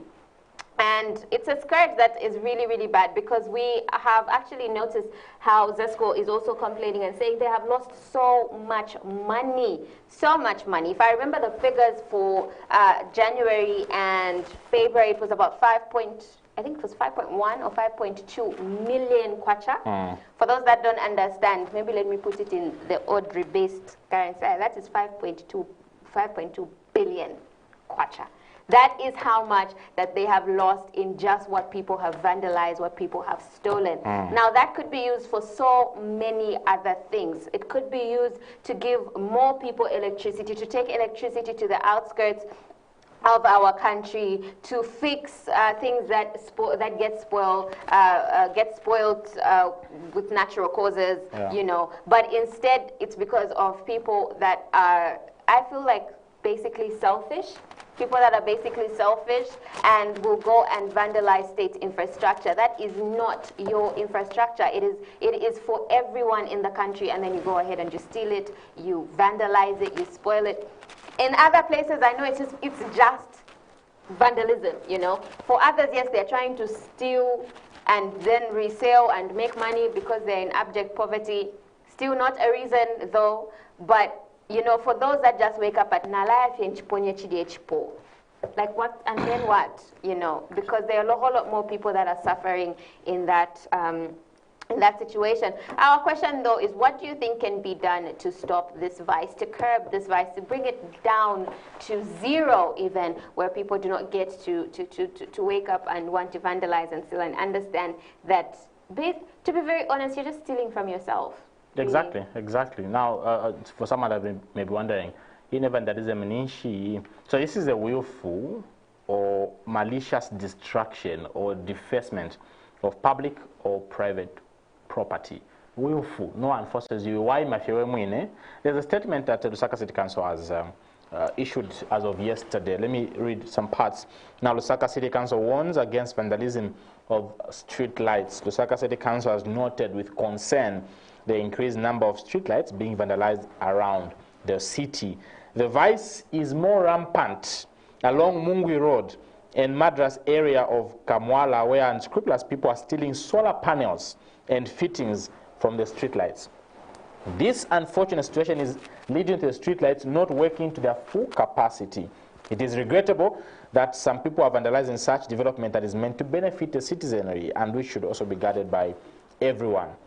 The council would like to warn people with such ill motives that it is against the law to vandalize public property such as streetlights, and such they risk prosecution. Now, this was also posted on the ZESCO page, and it says a number of scrap metal dealers are now in serious problems because of being found with either vandalized installations or stolen ZESCO materials. Any person who receives or retains any chattel money, valuable security, or other property whatsoever, knowing or having reason to believe the same may have been feloniously stolen or taken, extorted, obtained, or disposed of, is guilty of a felony and is liable to imprisonment for 7 years. In short, if you are a scrap metal dealer, you will go to jail for 7 years. A felony is a very serious offense. It ranges, the range that you may go in prison is from 7 to 25 years. So if you're 40, you go for 25, you come back and you've retired. Scrap metal dealer, those that are stealing, or just scrap metal dealing is illegal? Which one is which? So if I'm a scrap metal dealer. That is not illegal. Okay. But once I'm found with those materials, even if I received it from someone else, I am part of the crime. So as people if a person steals Zesco cables and sells it to me, and I am found with those things, I will go to prison for 7 years. I think that we should pronounce more of such and publicize more of such enforcements, even when we have culprits that are being prosecuted. I think Zesco as well as other authorities should publicize so that people know that this is something that you can go to jail for. Because I don't see a reason why you are living in an area, they put street lights for you so that there's light, and then you go and steal the lights. So like you said, you're stealing from yourself. From yourself, which is something that really we should sober up as citizens in the country and just ensure that we protect. These are some of the things that we should be protecting. We don't even need to start policing over such things. We are our own policemen when it comes to state property. Because I think it also begins from school, where we would see pupils writing on walls. Constance was here. In the bathroom, behind the chair, under the table. I never did that. It is from such... Ever did that. You never did that? No. I used to find it so weird. Why am I going to tell you that I was here and then what? Legacy. What's your legacy? No, I wrote on my... Because I used to do technical drawing. I would let my friends even write on my technical board and sign and whatever. Yeah, I don't know. It's like the gum sticking under the tape. I can't do that. I cannot. That is very weird because I can't. Anyway, but that's not what we're talking about. At the end of the day, what we're saying is, yes, you're right. It starts from that type of thing. You know, sticking gum under the table when you're a child, writing on walls at school. You know, and so even as parents, maybe we should also, play a part in teaching children like. This is public property. It's not yours. It's not for you to vandalize. It's for you to keep safe. And if you actually see somebody else doing this, report that person because it is not right. It is not right at all. So it should start from an early age. I think that's one of the things that we can do. Another thing, which I agree with you, is policing ourselves. Now, from what I've noticed, if you're reading a lot of these cases where people are vandalizing, you will find a person from, and I'm not saying this is a report I read, I'm giving an example. So you'll find that a person from Kalingalinga goes to steal from Kamwala. Oh, yeah. A person from Matero goes to Kablonga. You get my point? So they are feeling like, this is not my area. This is not my area. Yeah. But we are one. We are one people. You know, we should be taking care of ourselves, taking care of our infrastructure in the world, because you live in the world. It's not even just in Zambia. You know, you live in the world. Tomorrow you might find yourself in that very area that you stole from. And then what? You get my point? Or a family member may be passing Pama street lights, you know, so in some way you're still hurting yourself. You know, you never know what can happen. So I just feel like you're right. Let's police ourselves. Another thing that I read on the Zesco page was how state police and members of the public in Roma Kwamwene have apprehended two suspects who were found in possession of suspected Zesco cable. So I like that they were members of the public that stood up and were like, they came through, and now two suspects were apprehended. So I feel like, yes, let's start doing that as members of the public. If you know somebody that likes stealing cables, that likes vandalism, I think at a certain point, especially for teenagers or for the youth and whatever, if you even just hear your friend saying, report that person. Report that person, you know, because we at a certain point we need to not necessarily forget friendships, but letting a person do something wrong of which they might go to prison and you keeping quiet, that's not friendship. So let's be accountable indeed. Whether it's a family member involved, let's ensure that the right thing is done. Even people that are doing scrap metal dealing, in case someone brings something to you, I know you'd want business. I know that is cheap material for you, which you sell at a higher price and make profit and take food to your children. But let's also think of the higher picture. Let's have a higher perspective to this. We are also vandalizing state property, which your children also begin to cry foul later on when they grow up and they find that infrastructure is destroyed, is damaged. So let's be accountable. Let's have a bigger picture to this. But I also want to hear your views, really, what you think should be the solution, the final solution to vandalism in the country. We are coming to you live from our Longeka studios in Lusaka. We're also streaming live both on Facebook as well as YouTube. Drop us a comment. Let's hear what you have to say. You can also call us on 0975-740518. We'll be reading your comments before we close the show at 9. But now, so much is packed for today. We'll go on a break. Then when we get back, what is next? We're Constance? talking about the importance of innovation in entrepreneurship. So if you are an entrepreneur, you might want to stay on for this one. We'll be back in a bit. Hi, how are you?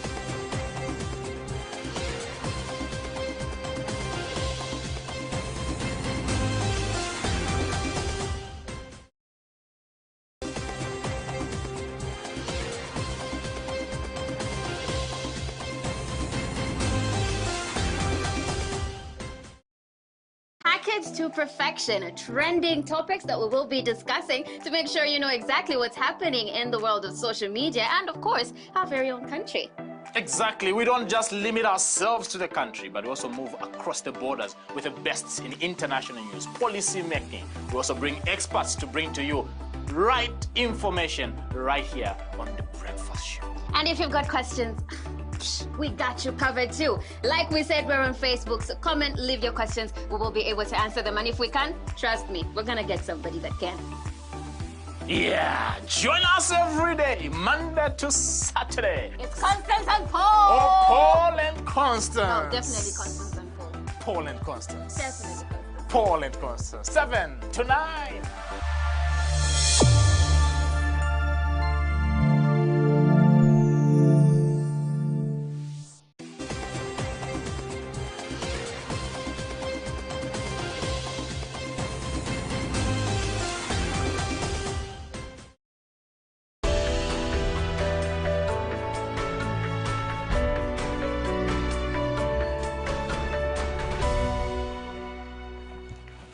It's a Wednesday edition of Financial Literacy segment. Thank you so much for joining us once again on Millennium Kwacha. Today we continue discussing issues to do with financial management. Now, back again in Mr. Ngwani's house, right here in Lusaka's Hoodlands area. Now, for your information, I literally know every room in this house. If I want to go and prepare in Shima, I know which corner to visit. Thank you so much for hosting us once again. I'm home. This is home for me. No, now you're no longer welcome. You stay here.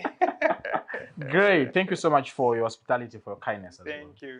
Great. Now, today we're discussing creating job opportunities as an entrepreneur. Remember the number you're also calling or texting us is 0975740518. Also live on Facebook on Millennium TV Zambia. Now, Mr. Ngwani, this is a very, very interesting subject because when we talk about startups, I remember in the last edition you mentioned in depth startups. Now, one of the beauty with entrepreneurship is that we create employment for others. Yes. I think that's first for ourselves, our families, and for others, in that order. For ourselves, for our families, and for others. Great. Yeah. Because you cannot create employee opportunities for others without creating it for yourself. So you start with yourself. Great. That's a beauty with entrepreneurship. Now, when we talk about startups, these are institutions, these are businesses that are just starting. They don't have the required resources yet when starting to employ as many people as would be necessary. Yeah. How can they leverage? How can they maximize that period when they are not able to employ many people? Yeah, so, startups by nature are very risk businesses. They don't have a guaranteed success rate. It's like gambling.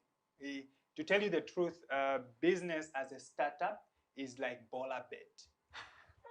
The chances of failing in that venture is quite high. It has been assumed, or it has been studied, that most businesses that start tend to fail. In 3 years' time, most of them are wiped out. Only maybe about 25% will survive. So you can see that there is a high rate of failure in startup businesses.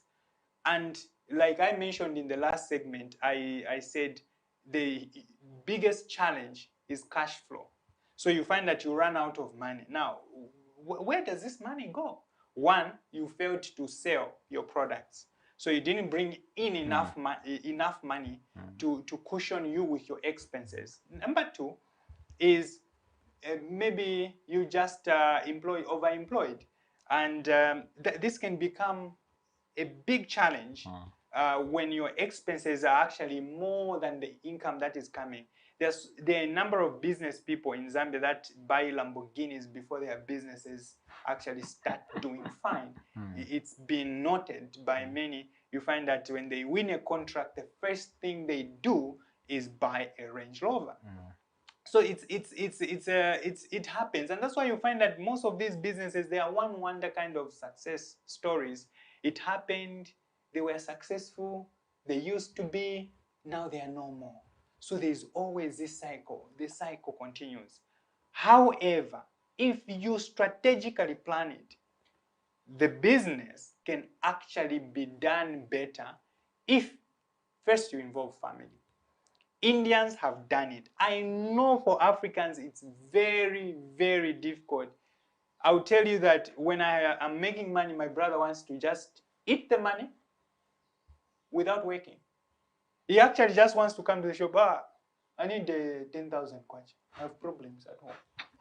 But when it comes to the work involved in the business, he doesn't want to be part of it. So there is a laissez-faire kind of attitude in our family members. That's why you find most people are trying to do businesses on their own. They are not involving their spouses. They're not involving their friends. They're not involving. Why? It's our culture. And sometimes we shouldn't even be complaining. No, our friends don't help us. Our relatives don't help us. Because our attitude when you employ a relative, I've been there. It's sickening. You literally have to beg somebody to work. So relatives have proved time and time again that they are the worst employees in our African setup. Friends, but how do other families manage? Indian community, for example, it's family businesses. Legacies are built like that. Yeah. Do you know the reason? In India, a hierarchy is always followed.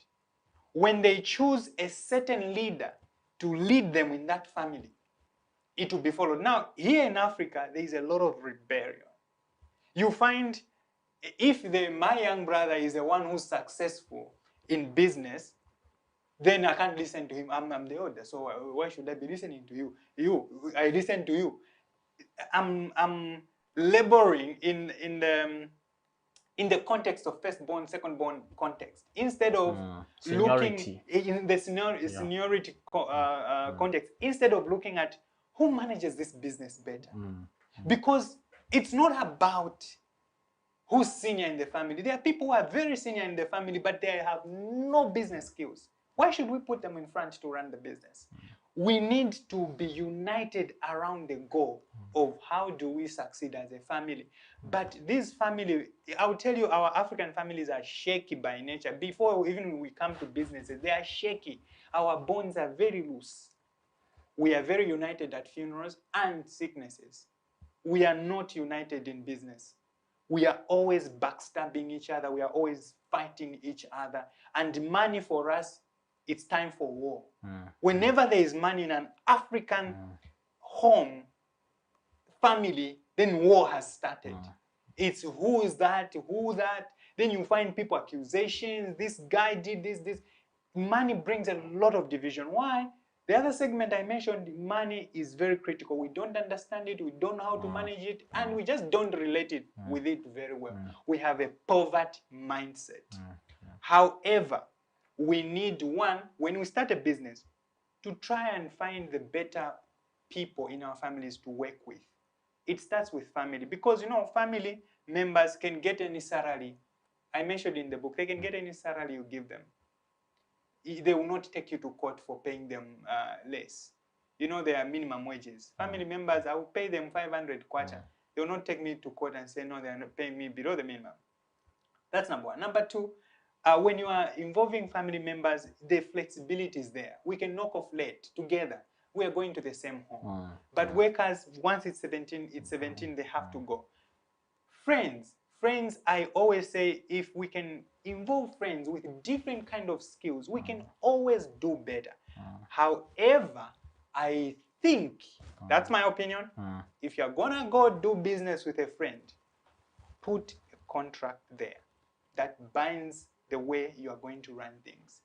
Friends, family is even better. They're the worst to do business with because they'll start getting influenced by their wives, their other friends, their family members, then the fight will be something that you'll never even try to manage. Now, I've heard other human resource experts say when it comes to employing family members or relatives or friends to say don't hire someone you cannot fire. I want to believe it's very difficult to fire a relative. Yes, because once you fire them, you know where you are going to fight with. You're fighting with them at home. Now, because you are afraid, you see, this is a family member, just like a friend. You know how it will affect your relationship. So I'll tell you, if you're gonna hire a relative or friend, that person should have real high morals. Like, it's somebody you even know that this guy, when I tell him that, you know what, our business is not doing fine, I think you need to go away, you need to step down. This guy is gonna listen to you. It's not everybody you can employ in the business who's your friend and who's your family member. I believe personally that you are better off employing just people, because with them they come there to work and they'll give you the respect and they'll be dedicated because they have whatever drives them from where they're coming from to come and work for you. Family members, friends, whew, there's a thin line between success and failure when it comes to family and friends. Maybe lastly, I know most entrepreneurs out there, one of the challenges they have is to find the right people to work with, especially as startups. People are coming with expectations. I remember personally when I started with certain business, engaging someone said, no, I can't get this amount. I'm a graduate from the University of Zambia. They struggle to find, just like I would, struggle to find people that would work for them, knowing that they are startups, so meaning the money, the benefits are less. I will tell you, at Kawiwi, I once advertised on LinkedIn and Facebook. I said, who has tech skills, public relations skills, marketing skills, just these 3 skills, you have them. Join me at Kawiwi, work for free, and I'll give you shareholding of 5%. Very simple. Provide skills, don't bring in money. The amount of abuse I got from just that suggestion, people to the extent of saying, don't be using people in this country. So to conclude, I think when you are starting out as a startup business, first you need to try as much as possible to work with your family, because family, it's a beginning. I know that it's not gonna be easy. I know it's tough, but they have room. They can give you room to succeed than any other person. Then the second, try as much as possible to bring in friends. And these should be friends that really have the values, have the ambition, have, you know, the drive that you have as well, because you can't just work with anybody. Lastly, employees. And these employees, you should be employing them strategically. Otherwise, you might end up with very expensive employees that are not productive, that are not going to help you to achieve your goals. And I think those are my thoughts on employing as a startup. Great. So this is where we come to today's edition of Financial Literacy segment. I was at the residency of Mr. Edwin Nkwana discussing creating job opportunities as an entrepreneur. Keep the messages coming, keep the calls coming. 0975740518. Drop us a comment. We're live on Facebook, Millennium TV Zambia. We'll be back again next week on this segment with another exciting topic. From me here, back to the studios.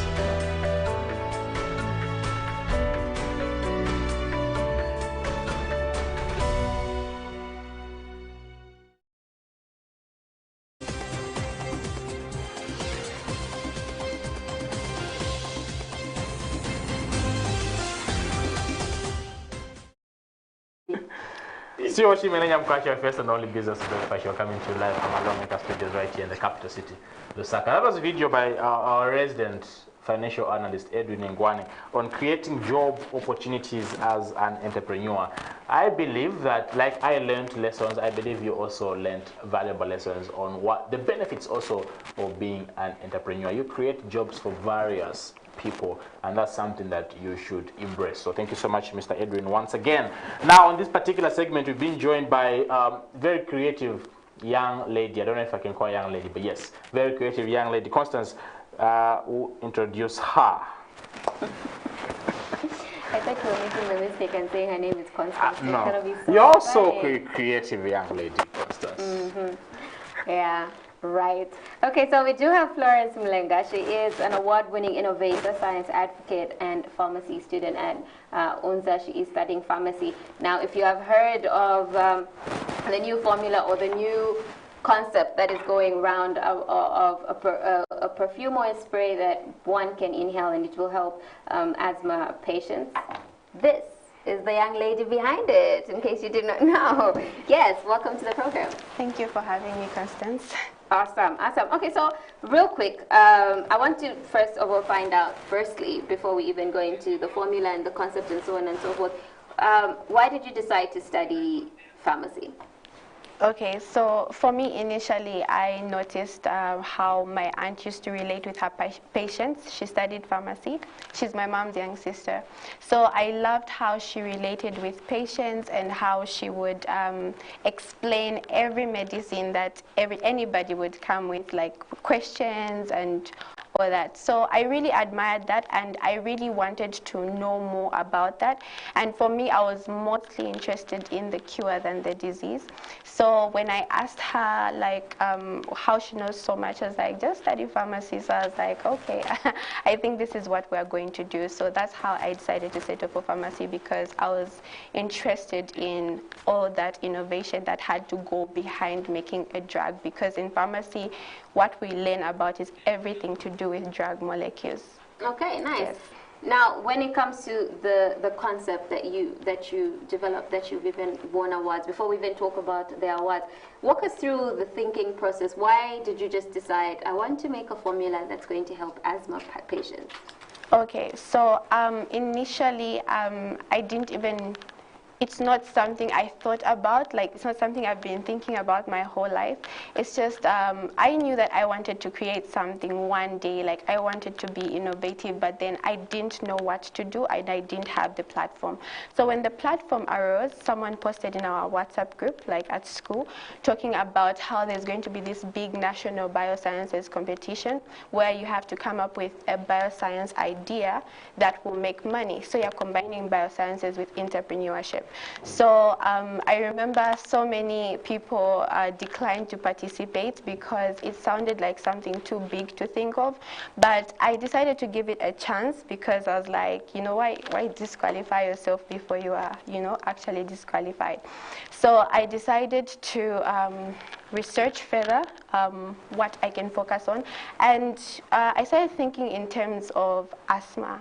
I have a lot of friends and relatives who are asthmatic. So I started thinking in those lines because whenever you would use a strong perfume around those people, they would go into an asthmatic attack, or whenever they encounter an allergy in the environment, they would go into an asthmatic attack. So for me, I was like, you know what, I think let me focus on asthma, but then what exactly on asthma? So I started thinking of how quickly we can prevent an asthmatic attack from happening, and that is through inhalation. So now, what is it that you're going to inhale constantly to keep your lungs stable? So I started thinking in lines of how we use body spray. We're constantly inhaling it, so that's the area that I was thinking in. So if you're constantly inhaling this medicinal product that I'm going to produce, it means that it's targeting your receptors in your respiratory system and keeping your lungs stable, because in an asthmatic patient, your airway is going to constriction. That's why you have an asthmatic attack. But then if your lungs are constantly kept stable, it means you're not going to experience an asthmatic attack. So that was me thinking in those lines. So I applied with that idea, and our applications were sent to South Africa. Over hundreds of applications were sent to South Africa. Then they brought back 15 names of the people that were chosen, and luckily my name was chosen. Nice. Yes. Now, I'm curious. I mean, I don't know anything about pharmacy, about medicine, but then if you're constantly inhaling medicine, doesn't it get, because I know there's, I don't know if it's a myth, a misconception, that if you drink too much Panadol all the time, whatever, it will stop working at a certain point and so on. Wouldn't that happen to the same medicine? Thank you for asking that question, actually. That's a very important question. So initially what happens is we're dealing with low doses. So when you're dealing with low doses, they're not harmful. That's why there are certain medications you can take on a daily basis, because they are being distributed in low doses. You know, there are people who take medicines on a daily basis for the rest of their life.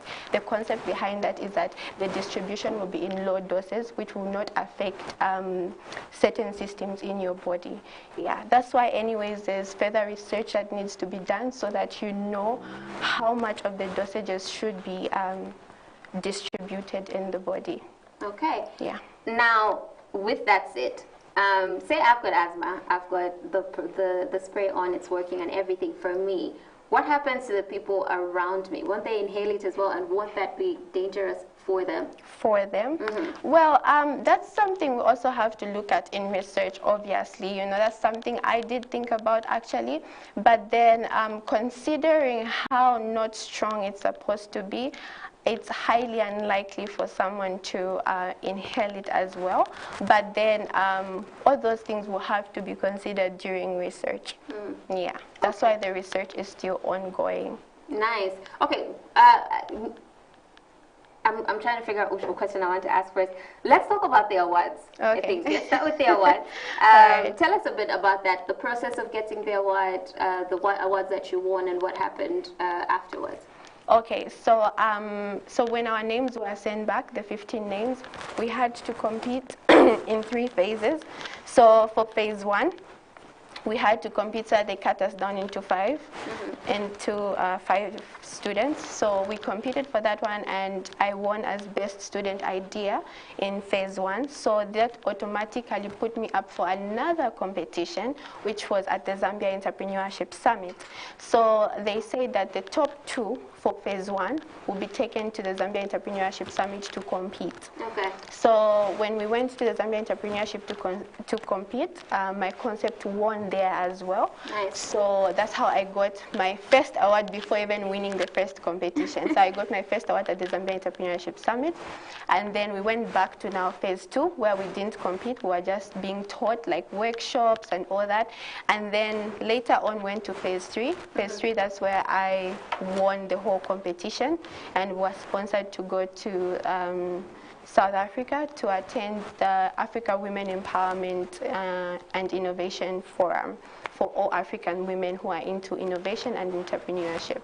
So when we came back, my story had hit media, and it was all over. So that's how now people got to know my story. So from then on, later on, the Pharmaceutical Society of Zambia heard about it, and they were really, really impressed with the concept. And for the first time, they decided to award a student for the first time as Young Pharmaceutical Innovator of the Year. So I was awarded as Young Pharmaceutical Innovator of the Year in 2020 by the Pharmaceutical Society of Zambia. And then the National Youth Development Council also awarded me a National Youth Award, which was under the category of medical and technological innovation in 2020. So that's how the awards were coming. They were following each other. Awesome, nice.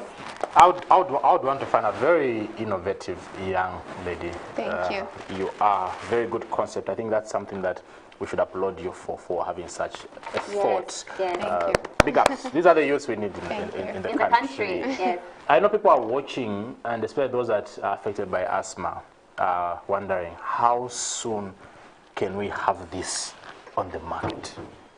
Okay, so that's where the issue comes in now.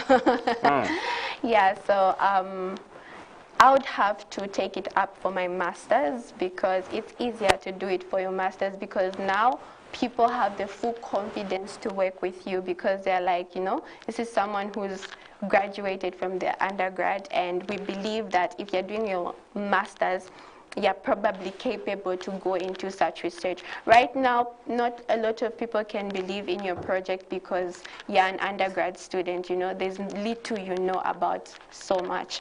So I would like to take it up for my master's so that it's easier, even as I am presenting it to bigger platforms. People believe in me and they're like, oh, this person is actually doing their master's, so we can actually work with them. And also, when you're doing your master's, equipment is very, very available, easily available. So I feel I should take it up for my master's. So people should wait until you do master's. Sadly. Yeah. Do we though have the research capacity? Have you research, have you found out if we do actually have the research capacity in our country, in that if you had to say, okay, I'm going to go full out, I want to make it now, and so that is actually possible right here in Zambia? Well, according to my personal research, no, but then I would have to look a little bit further because it's not every facility that I know. Probably maybe there are facilities that can offer such equipment, but so far, from my own knowledge, I don't know any. You know, I've tried to look around, like, how best can I go about this? Yeah, that's why even the best idea I thought of was to go through to your master's. Yes, and also maybe to also partner with a pharmaceutical company that already has equipment for research. So either that or master's. So that's where that's what I can say. Out of curiosity, apart from your idea, and of course we already know the inhaler, what are some of the measures or ways people use to treat asthma patients? Okay.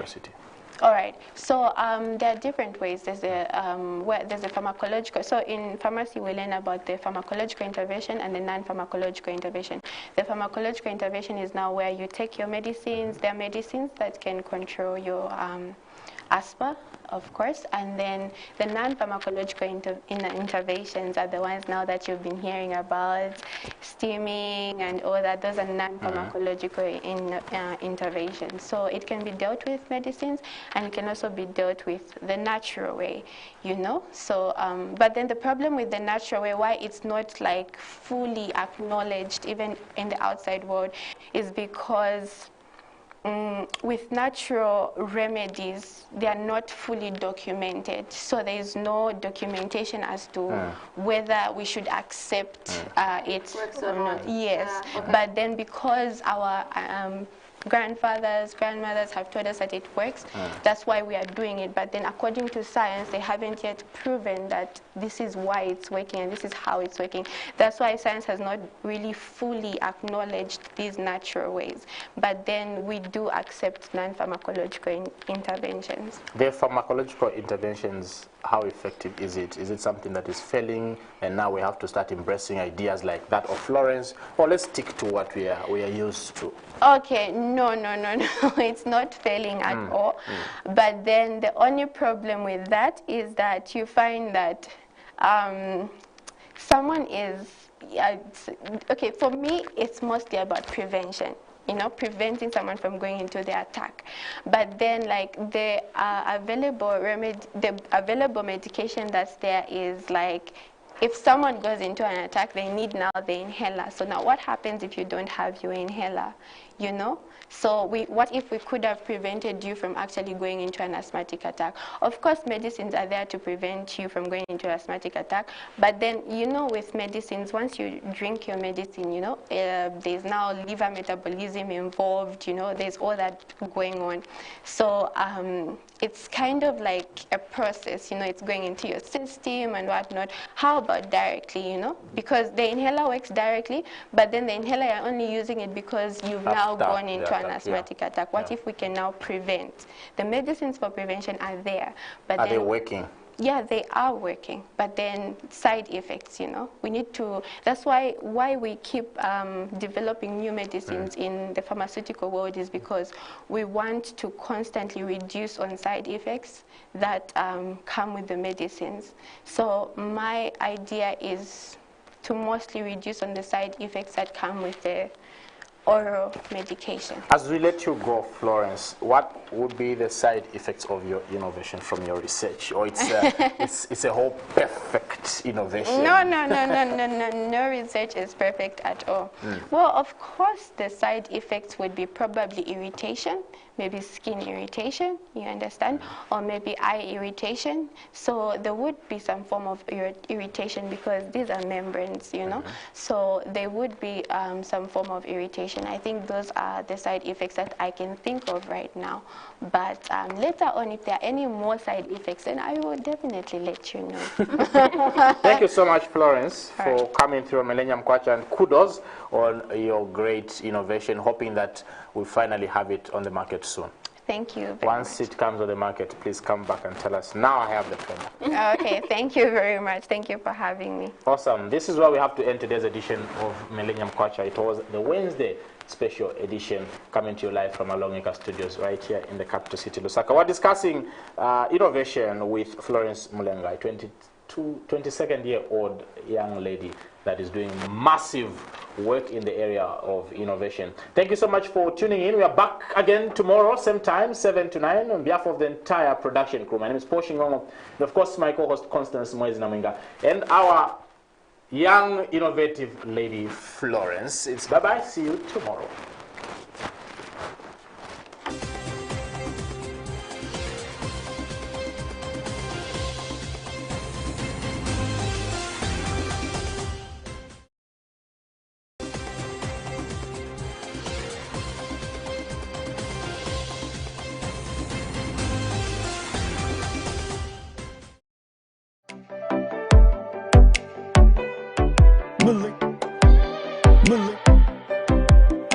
Millennium TV.